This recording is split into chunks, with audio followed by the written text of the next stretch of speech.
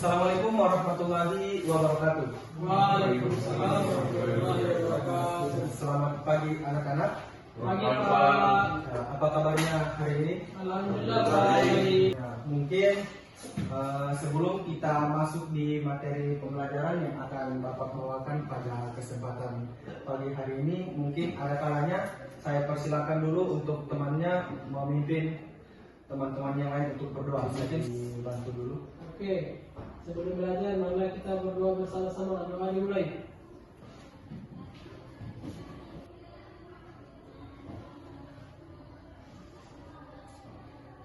Doa selesai. Pertama-tama, marilah kita panjatkan puji dan syukur kita atas kehadirat Allah Subhanahu wa taala. Berkat rahmat limpah hidayahnya kita masih dapat berkumpul di tempat ini. Nah, tak lupa pula kita aturkan junjungan salawat dan salam kepada baginda Nabi besar Muhammad SAW. Ya, seperti yang sudah saya perlihatkan ini, ada materi tentang pembelajaran jalan cepat, teknik, peraturan, dan manfaat jalan cepat. Nah, untuk masuk di materinya, pertama-tama di sini ada yang tahu apa itu jalan cepat? Jalan cepat. Sebelum kita masuk ke inti materinya tentang, saya akan menjelaskan apa itu jalan cepat, tekniknya ataupun manfaat serta peraturannya. Mungkin ada yang bisa satu orang dulu yang bisa simpulkan atau deskripsikan bagaimana itu jalan cepat atau apa itu jalan cepat. Mungkin satu orang ada yang bisa? Saya Pak. Ya baik, mungkin silakan. Oke, kalau setahu saya Pak, jalan cepat itu dia seperti gerakan kita berjalan tapi tempo dari kaki saat melangkah itu dia lebih cepat Pak. Iya, bagus. Terima kasih. Ya mungkin teman-temannya bisa memberikan aplaus dan audit. Kita masuk di materi pembelajaran. Nah, tentang apa itu jalan cepat. Nah, jalan cepat itu adalah salah satu cabang olahraga atletik yang melibatkan berjalan dengan kecepatan tinggi tetapi tidak berlari. Nah, di dalam jalan cepat salah satu kaki harus selalu menyentuh tanah sehingga ada fase double support di mana kedua kaki menyentuh tanah secara bersamaan. Nah, salah satu pembeda jalan itu dengan berlari, ketika kita sedang berjalan, kaki itu yang bertumpu duluan itu yang bagian telapak kaki di sini. Sementara kalau kita sedang berlari, bagian tumit kaki di sini. Nah, karena di jalan cepat itu kita harus ada fase double support antar keduanya, dengan kedua kaki harus menyentuh tanah secara bersamaan. Nah, seperti itu. Kalau untuk tentang jalan cepat seperti tadi yang sudah dijelaskan oleh temannya, pengertian jalan cepat yang dia ketahui. Nah, untuk selanjutnya kita masuk di sejarah singkat jalan cepat. Karena di setiap cabang olahraga itu pasti memiliki sejarah. Tidak mungkin tidak ada, mungkin ada cuman kita tidak tahu olahraga apa saja itu. Nah, di dalam jalan cepat juga memiliki sejarah, yakni dari abad ke-17 dan ke-18 di Inggris. Awalnya dikenal sebagai pedestrianisme, di mana para pejalan kaki akan berlomba sambil berjalan di samping kereta kuda bangsawan.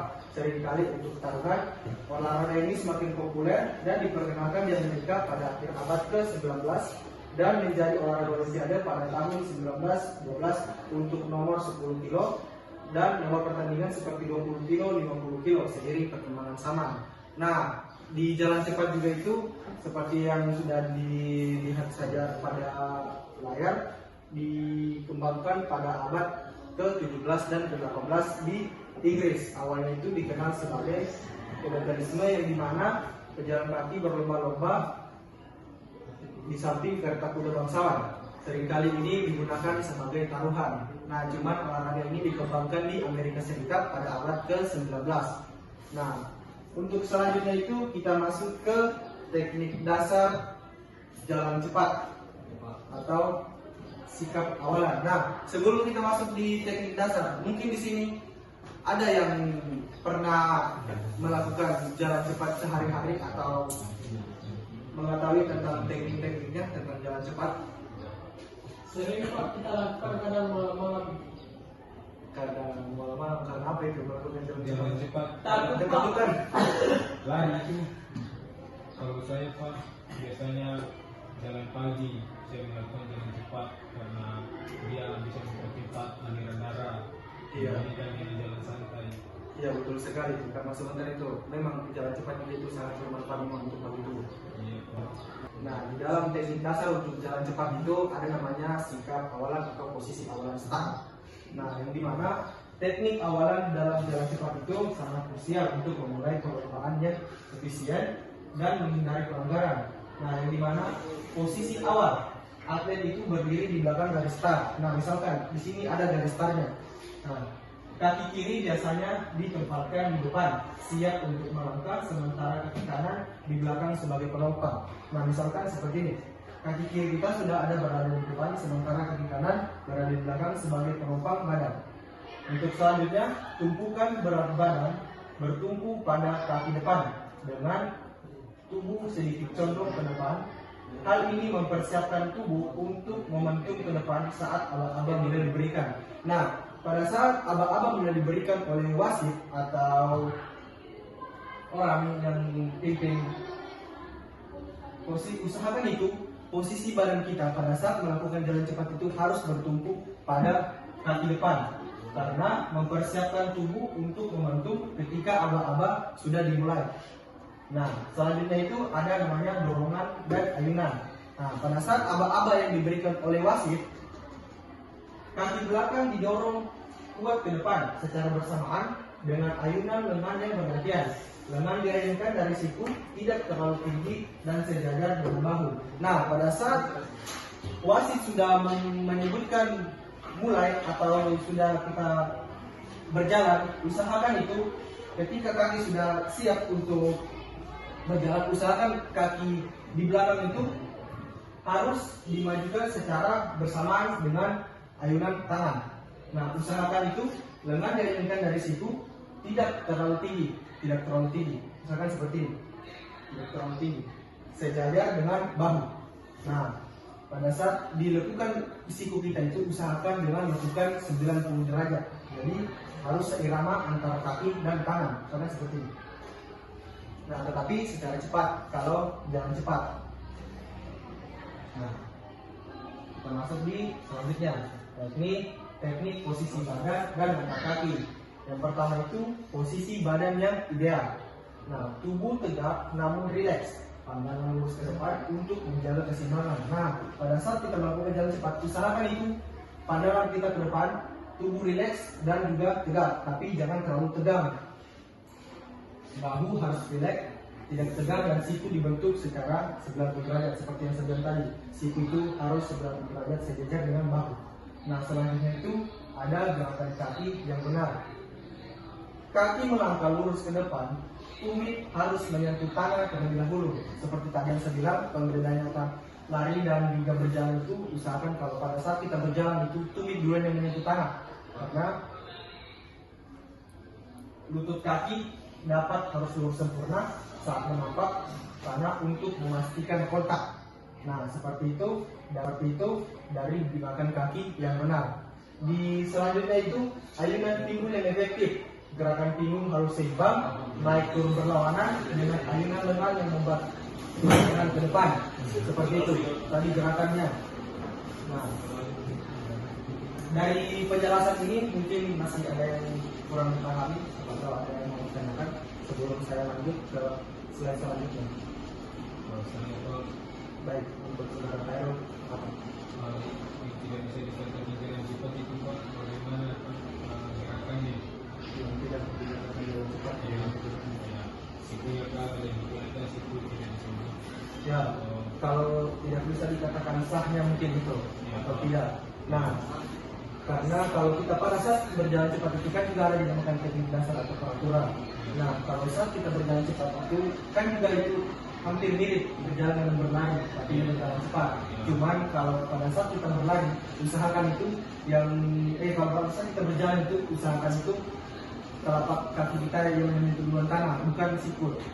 Karena itu pasti ada yang perhatikan, wasit yang perhatikan itu sah atau tidaknya langkah kaki. Selanjutnya di bagian lekukan siku, di bagian tangan, bagaimana supaya sejajar dengan bahu, itu supaya sah atau tidaknya pada saat kita berjalan cepat. Mungkin ada lagi yang mau ditanyakan? Kalau tidak ada, saya lanjutkan ke slide berikutnya. Baik, terima kasih. Saya akan melanjutkan. Nah, ini ada juga di teknik akhirat yang dimana meningkatkan kecepatan pada saat mendekati garis finish.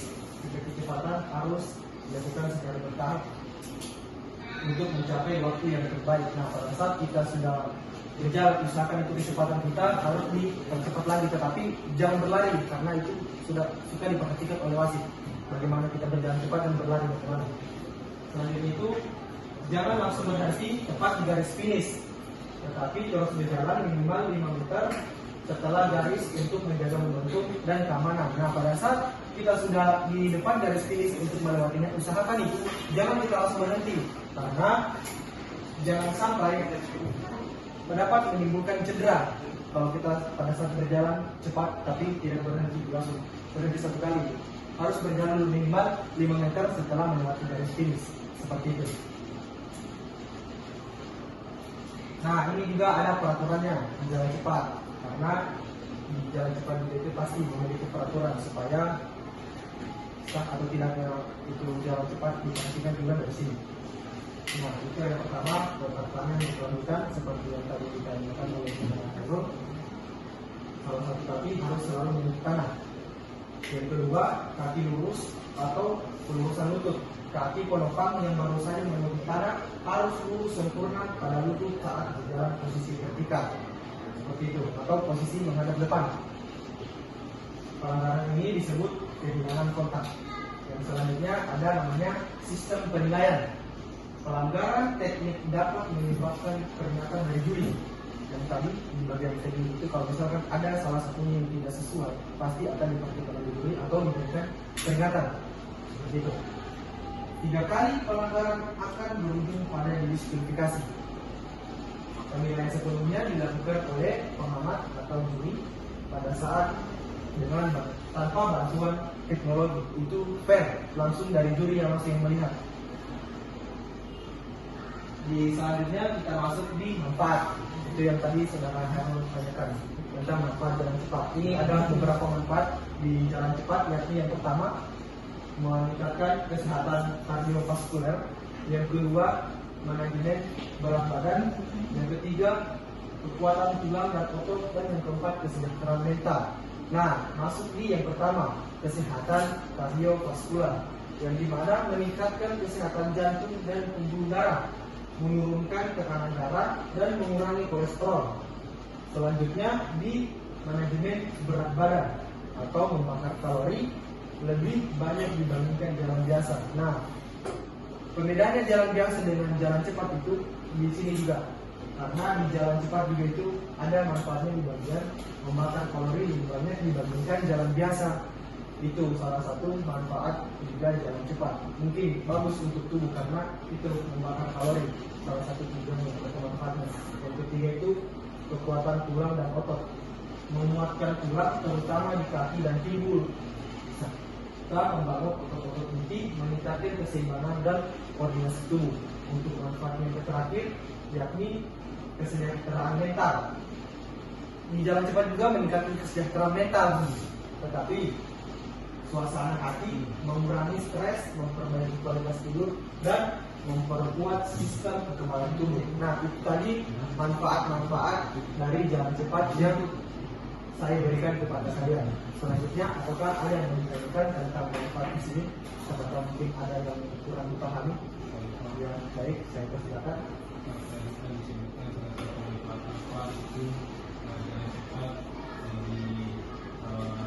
Cepat membakar kalori daripada jalan santai. Jadi saya tanyakan Pak, yaitu kalori itu seperti apa Pak? Kalori.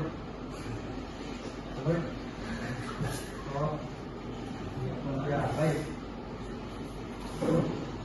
Dan itu kalori dia semacam di bagian lemak bagian tubuh, itu dia termasuk kalori, membakar kalori atau membakar lemak yang ada di dalam tubuh dengan melakukan jalan cepat. Dibandingkan dengan pada saat kita berjalan, lebih bagus jalan cepat karena membakar kalori lebih banyak dibandingkan jalan biasa. Itu kalau untuk kalori penjelasan. Nah, mungkin ada lagi yang menanyakan. Kalau tidak ada, saya akan lanjut di slide selanjutnya. Lanjut Pak. Nah, ini ada beberapa contoh atlet yang cepat yang terkenal. Yang pertama itu ada Ken Metwis dan juga Don Thompson. Nah, ini dia Ken Metwis itu juara jalan cepat 20 kilo pada tahun 1960 di Roma. Dia itu salah satu dikenal dengan teknik yang sempurna dengan konsistensinya. Yang kedua itu ada Don Thompson, juara jalan cepat 50 km Olimpiade Roma pada tahun 1962. Mereka itu bersamaan tapi dengan jarak yang berbeda. Ada yang 20 km di Ken Metwis, sementara di 50 km ada Don Thompson. Ini beberapa contoh yang terkenal. Mungkin masih ada lagi, cuman saya simpankan ini dua karena ini yang lumayan termasuk juga di bagian atlet jalan cepat yang terkenal. Nah, mungkin itu saja dari penjelasan jalan cepat yang saya berikan. Mungkin di kesempatan selanjutnya mungkin kita akan membagi kelompok. Mungkin saya akan bagikan kepada ketua kelasnya, dan jangan lupa juga disampaikan ke teman-teman yang lain yang belum datang. Nah, melanjutkannya dengan langsung mempraktikkannya bagaimana tentang jalan cepat, teknik dasar jalan cepat. Nah, mungkin ketua kelasnya nanti mungkin bisa diingatkan temannya. Nah, seperti itu. Mungkin untuk pertemuan kita kali ini saya cukupkan dulu sampai di sini. Dan ucapan wabillahi taufiq wal hidayah. Wassalamualaikum warahmatullahi wabarakatuh. Waalaikumsalam warahmatullahi wabarakatuh.